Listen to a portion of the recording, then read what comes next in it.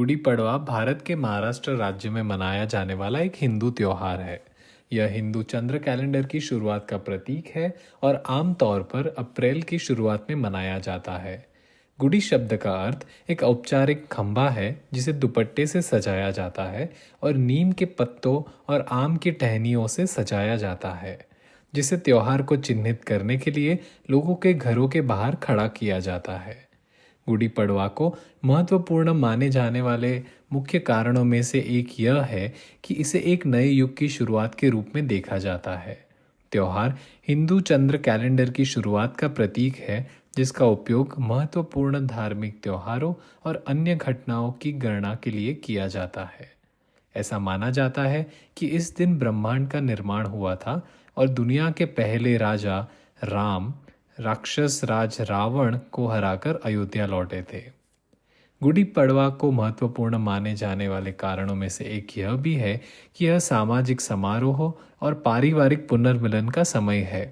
लोग अपने रिश्तेदारों और दोस्तों के पास बधाई और उपहारों का आदान प्रदान करने और नए साल को एक साथ मनाने के लिए जाते हैं।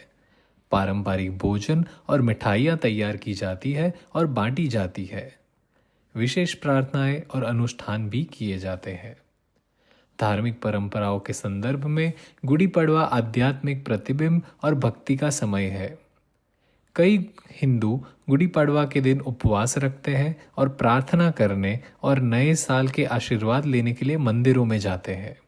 यह त्योहार भगवान ब्रह्मा से भी जुड़ा हुआ है, जिनके बारे में माना जाता है कि उन्होंने इसी दिन दुनिया की रचना की थी।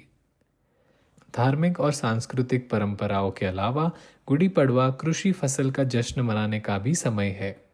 महाराष्ट्र में त्योहार रबी फसल के मौसम के अंत और गर्मी के मौसम की शुरुआत के साथ मेल खाता है। किसान अपने इनाम के लिए धन्यवाद देते हैं और आने वाले वर्ष में एक सफल फसल के लिए प्रार्थना करते हैं।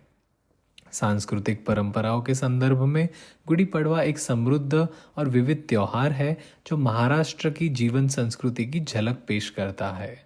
यह त्योहार विभिन्न प्रकार के पारंपरिक खाद्य पदार्थों और पेय के साथ मनाया जाता है, जैसे कि पूरन पोली, दाल और गुड़ से भरी मीठी रोटी, श्रीखंड, दही से बना एक मीठा व्यंजन और नीम के पत्ते।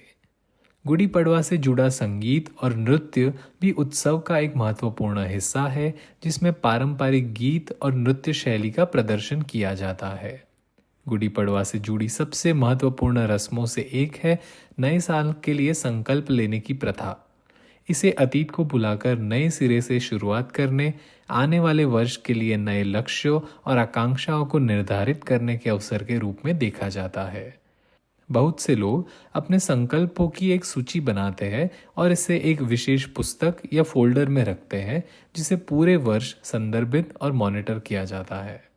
अंत में गुड़ी पड़वा एक महत्वपूर्ण त्योहार है जो हिंदू चंद्र कैलेंडर की शुरुआत का प्रतीक है और महाराष्ट्र की समृद्ध सांस्कृतिक परंपराओं की झलक पेश करता है।